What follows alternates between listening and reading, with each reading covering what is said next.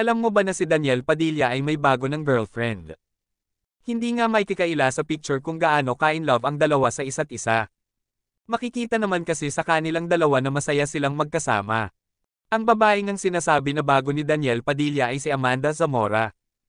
At anak ng mayor ng San Juan, Manila na si Mayor Francis Zamora.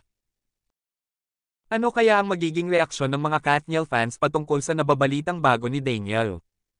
Tutal matagal na din naman simula nang kinumpirma nila ni Catherine ang kanilang hiwalayan. At busy na din naman si Catherine ngayon sa bago nilamang movie kasama si Alden Richard. Ikaw ano sa tingin mo? Deserve ba ni Daniel ang kanyang bagong girlfriend? Tutal matagal na din naman silang wala ni Catherine at kailangan na din mag-move on ng mga fans. At kahit anong issue pa man ang pinagdaanan ni Daniel ay hindi pa din may kakaila na matindi pa din talaga ang dating ng isang Daniel Padilla na talagang madami pa ding mga babae ang pwede main love at mahumaling.